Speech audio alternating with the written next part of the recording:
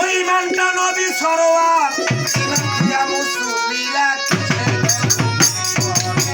নবী দিয়া নামাজ লইয়া যাইবা কি কবরে নবী দিয়া নামাজ লইয়া যাইবা কি কবরে একটা সরোয়ার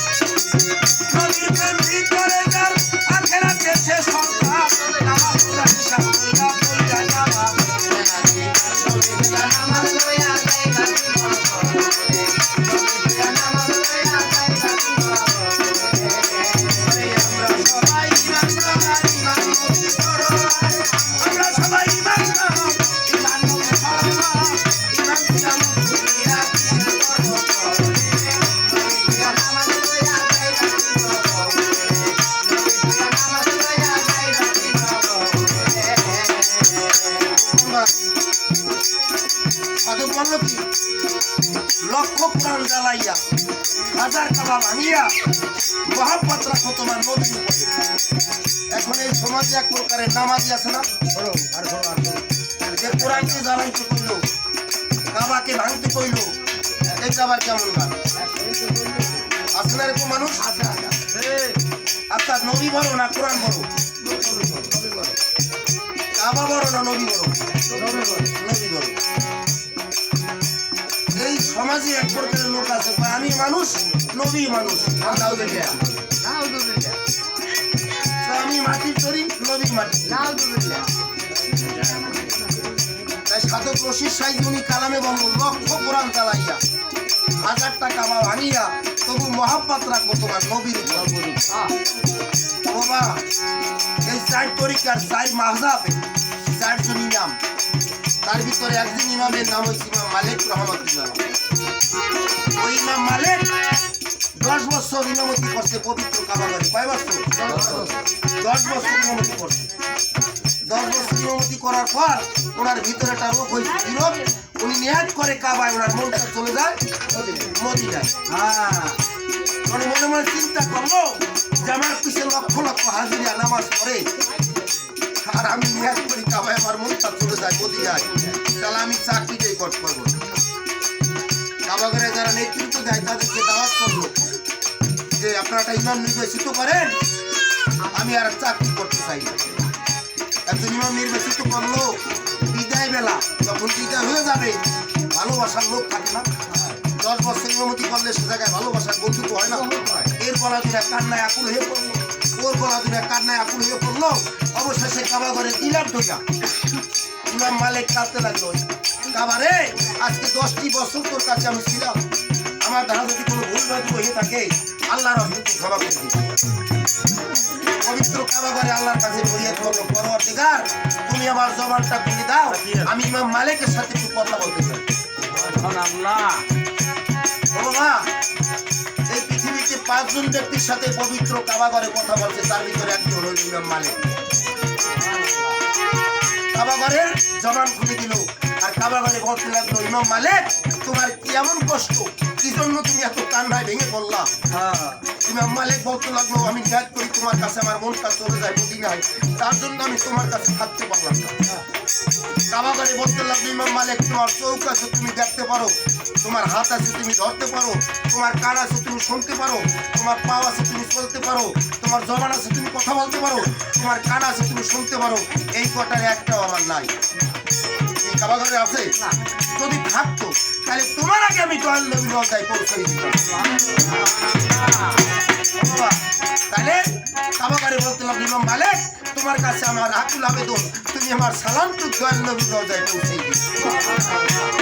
তাই এখানে দাঁড়িয়ে মাহবুব কবি রশিদ সরকার কোরআন কারিমের ভাষায়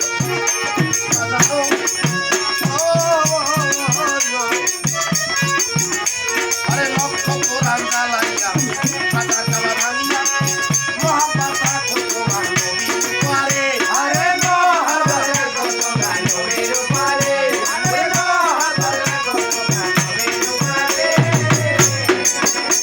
আরে নবীর প্রেম করে যাও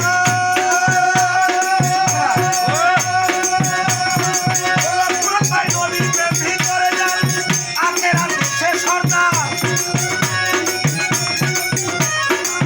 নবীর প্রেম করে যাও আখেরাত শেষ সর্দার, নামাজ পড়িয়া পড়িয়া পড়িয়া নামাজ পড়িয়া নামাজ লইয়া যাইবা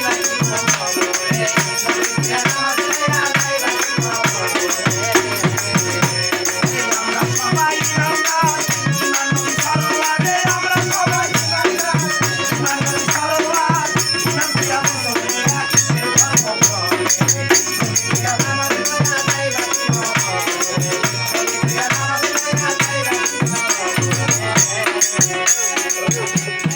নামাজ রোজা সব করিয়া পাখি যাবে উড়িয়া, পড়িয়া থাকবি মানুষ অন্ধকার কবরে, আরে পড়িয়া থাকবি মানুষ অন্ধকার কবরে, আরে পড়িয়া থাকবি মানুষ অন্ধকার কবরে, আরে নামাজ রোজা সব করিয়া পাখি যাবে উড়িয়া, পড়িয়া থাকবি মানুষ অন্ধকার কবরে, আরে পড়িয়া থাকবি মানুষ অন্ধকার কবরে, আরে পড়িয়া থাকবি মানুষ অন্ধকার কবরে। আমরা পুকা মানতে নুকা শেষেতে মান্না দিউকা, মান্না পুকা মানতে নুকা শেষেতে মান্না দিউকা, নামাজ রোজা কথা সেই রাখবো না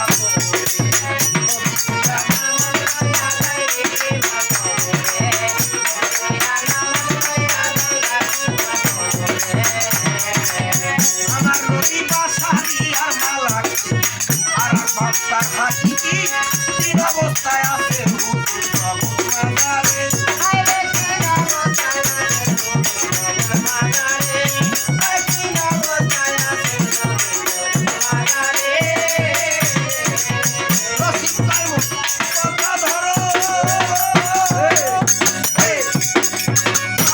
সরকার, রশিদ কাইমুন কথা ধরো, হাকি কি নবীর ছিল